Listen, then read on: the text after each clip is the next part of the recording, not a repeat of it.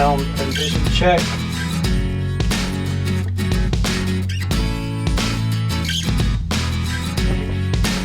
Off we go.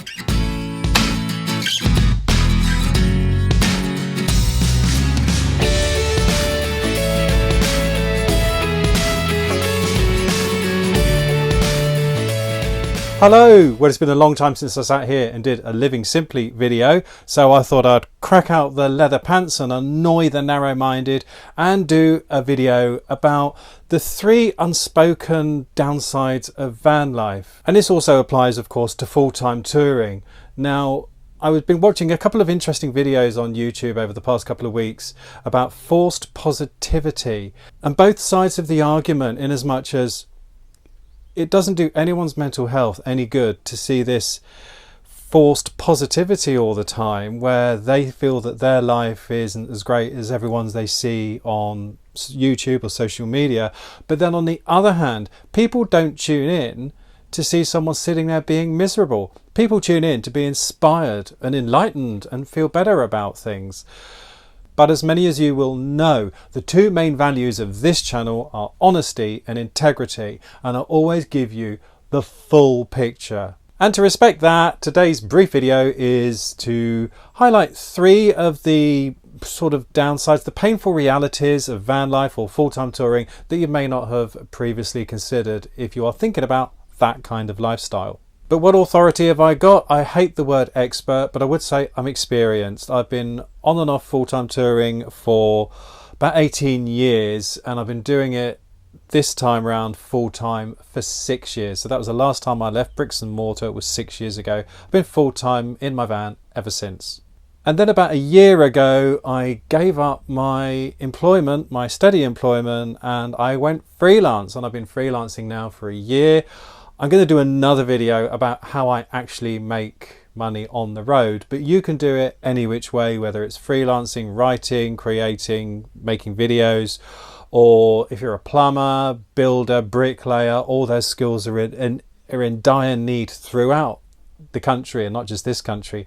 So you can go wherever the work is, and that's one reality to start with, although that's not one of the 3 downsides. And that is, the reality is, unless you have income from investments or some kind of income stream, or you've done very well with property, whatever, you're going to need to work. But the great thing is that when you're full-time touring or living in a van, doing van life, because your outgoings are so much lower, you are so much more confident in the freelance market. And if there's a job that you don't quite fancy, you don't have to take it. You can really pick and choose the jobs you want to do.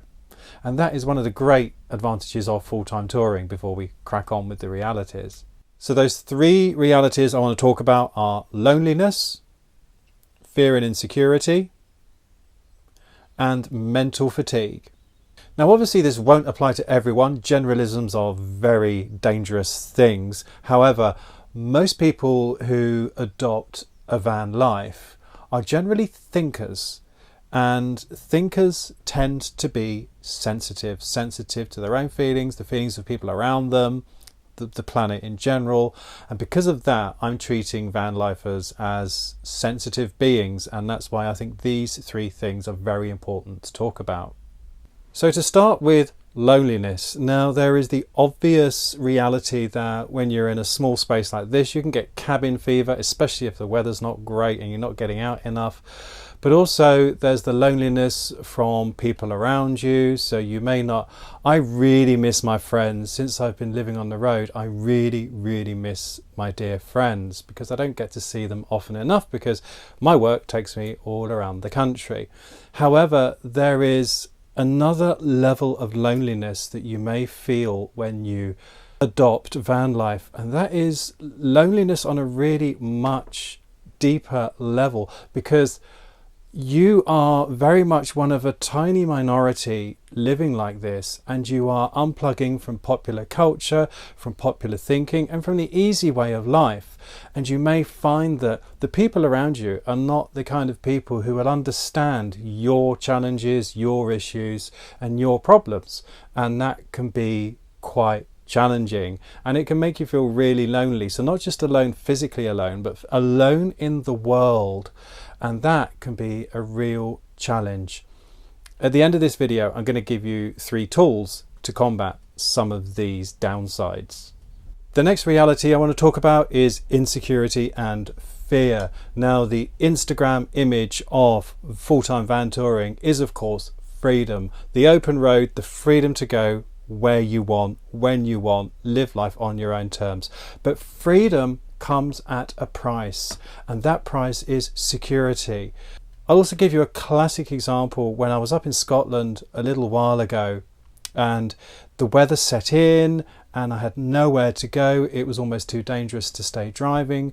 I couldn't find anywhere safe to pull in. I had technical issues with the van, which meant that I really didn't want to be stuck out in the countryside on my own. I wanted to either be in a city or on a site plugged in. I couldn't find a site that was open. I couldn't find anywhere to park, and ended up parking in a city on a side street, which was fair enough. It was a safe city, but it's not exactly relaxing, and there's those insecurities all the time where that's the reality of freedom, which is if you don't have any planned itinerary or agenda, sometimes it can really take its toll on you. So we've just checked the internet, and Dingwall Camping and Caravanning Club site is closed until March. I just don't know what to do. I don't know where to go. And then when you're parked up in the city, you're sort of alert all the time. You're alert, sort of just making sure, because you've got to be safe, making sure there's no sort of danger approaching, whether it's loud drunk people or whatever, or maybe you think, oh, the traffic's getting a bit too close, I need to move. You're always alert. So again, that's another price you pay. In the other season, in the peak summer season, you might end up finding it difficult to find places to stay. You could end up 8 o'clock at night driving around thinking, oh heck, I've got nowhere I can park, I don't know where to go. And it's that feeling, I don't know where to go, can be really challenging. And then of course you have the fear of illness or something going wrong, your van breaking down, or even worse, your van getting broken into or stolen, or your things stolen, because this is your life. And if someone attacks your life, that really goes deep down. And if, say for example, someone did go into the back of your van, or someone wrote off your caravan, where would you go? That's the problem. Where would you go? It's a huge issue, and again, the thought of that happening can be quite draining, but it's just something you've got to consider, not worth giving up on your dreams for. And again, at the end of the video we'll talk about this, but it's just something to consider. What would you do if something happened to your van, or if something happened to you and you got ill and you couldn't get the water, empty the wastewater, empty the loo? What would you do? You just got to think about these things. So all this is in fact a million miles from the romantic image that freedom equates to liberation. In fact, it can equate to liberation, but freedom can also equate to a massive sense of discombobulation. So it's that insecurity and fear combined with loneliness equates to the third major issue of van life, and that is mental fatigue. To maintain that sense of alertness when you're parked up, if you're not on a site, is draining. To live life on the road, find some places to go, is draining. And for all the associations that you get with routine as drudgery, routine can be relaxing. Routine can be something you can do without thinking about it, without thought. And in van life, there is often very little routine. And I'll give you an example. So for example, you just want to go food shopping now. If you're living in your one place and you know where the supermarket is, you know which shop to go to for which foods, you know the layout of the shop, you know the parking, you know if you need to pay at the parking meter or not, you know if you need a coin for the trolley, and then when you go into the supermarket, you know where everything is, and you know that you can get certain things in certain supermarkets. You don't really have to think much about it. If you're in a new area all the time, you've got to find out where the places are that are selling the foods that you want to buy. You've got to find out how to get there. You've got to find out what the parking is. Do you need a pound coin for the parking? Are you going to get refunded on that? Are you going to spend enough to get the refund on the pound coin? Do you need a pound coin for the trolleys or not? and so on and so on and so on. If you're in a van, are you going to get into the car park, or is it going to be a multi-story with a height barrier? All these things. Every single time you want to go food shopping, you've got to think about these things. It is draining. The packing up, the moving on, the driving, the finding somewhere, the unpacking, the setting up again. It all takes its toll on your physical and your mental health. And you don't have any kind of a routine to fall back on and relax into. So again, that's just something to be aware of. And then another cause of fatigue will be when you meet people who are interested in your life, but they don't quite understand what you've gone through to get to the way you are today. They want to know how they can have what you've got, but without putting in the effort that you've put into it. And that can be draining too. So you have people quizzing you all the time. They want your information, they want your advice and your skill, but they don't want to put the work in that you've put into it. It's slightly different for people like, say, myself, who are actually embracing that, and this is what my YouTube channel is about, as well as my blog and so on. But if you're just trying to live your life quietly and you're meeting people and you end up talking about van life, they're interested but they don't get it, that can be quite draining too. And again, we're back in full circle with the whole loneliness thing. You think, well, does nobody get what I actually do? So they are the three main downsides of van life: the loneliness, the insecurity and fear, and the mental fatigue. Now I'm going to give you three solutions. Is that three? Three solutions on how you can maybe help to combat those three realities. And the first one is to set up a support network. Now, this is a support network not just of people, but also of places. So for many people, their support network is family, whether it's parents or children, or it could be best friends.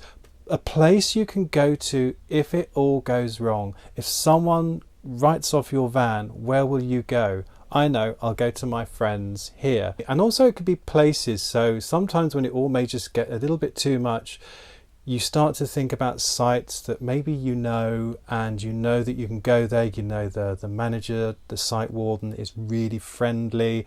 They're supportive of what you're doing. They'll kind of leave you alone, but they'll support you.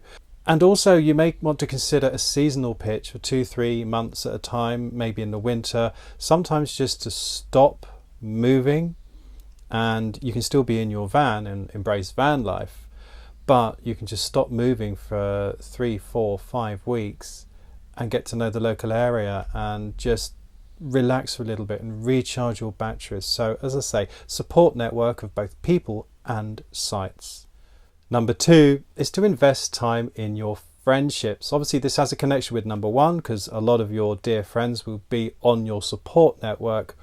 But what's interesting about van life is that you will need to make more time to invest in your friendships than you did before, because it comes a lot less naturally. You don't just see people in your everyday work or your commute or whatever, because you don't do that anymore.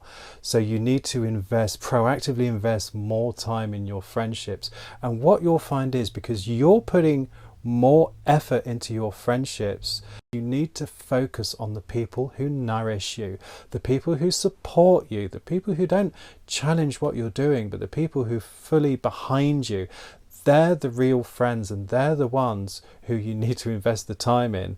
And also reach out to other van lifers, whether you're on site or digitally on forums or social media, because it just helps create a community. That community can be an online community, not as good as a real community, but better than no community. So again, reach out to other van lifers as well. But going back to the friends, the quality of your friends over the quantity of friends, narrow it down to the people who really feed you. And by feeding, I mean people who actually make the effort to see you, to support you. I had a couple of very dear friends who drove all the way to Wales a few weeks ago to come and see me. I truly value that, and even though we may not talk every month, I know that those friends are there for me. They're the kind of friends I'm going to invest my time in. People who maybe aren't such a nourishment to your soul, people who use sort of passively aggressive phrases like, oh, you must come round sometime, or oh, we never see you, or don't be a stranger. You may want to examine, do you need people like that in your life? People who are making you feel guilty because you're not investing your time in them. So you want to invest the time in the people who nourish you. And then the third solution to some of these problems is really just be kind to yourself.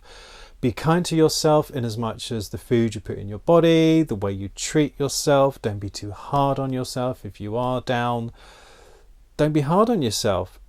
If you find you are really down and you can't get out of it again, consider seeking professional help. What I'm offering is not professional help. This is just my own experience. But if you find you are really down, there is no shame at all in seeking help from professionals who can help you climb out of that pit, because sometimes you need a little hand to climb out of a pit. Looking after yourself also includes the food you put in your body, and you'll find a lot of van lifers are actually vegetarian or vegan. Not so much to do with animal rights, but to find that a more plant-based diet has helped them feel better. And what's interesting about van life is that you have more time to be more in charge of the food you put in your body, because you're not rushing around so much. You're not grabbing a sandwich here or a snack from Greg's there. You're actually looking at what you're putting in your own body. And most van lifers are now adopting a more plant-based diet simply because it makes you feel better, because of the health benefits. And I have to say, since I've gone more plant-based with my diet, I feel heaps better. That also includes, unfortunately, cutting down massively on alcohol, and I barely drink anymore. And again, that's just to look after yourself, because I'm not getting any younger.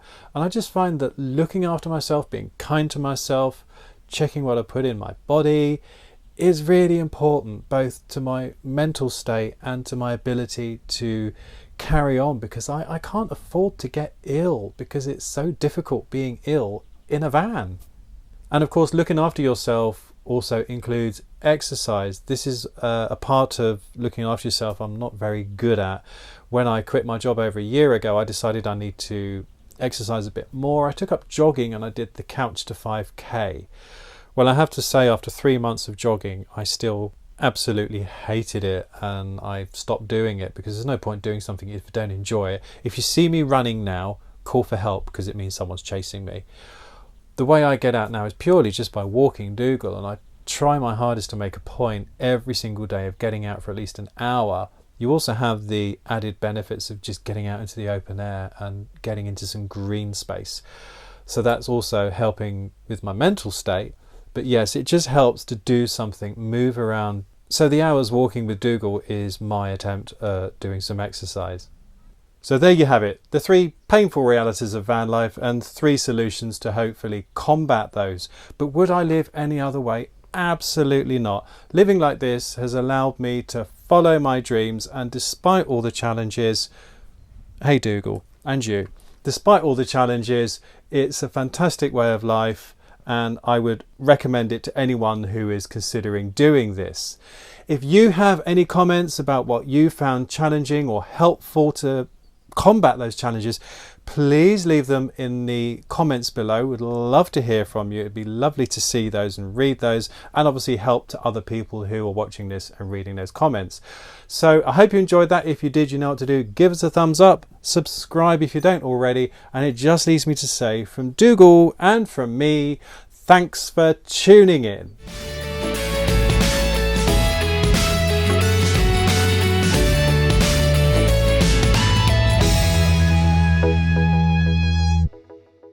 You need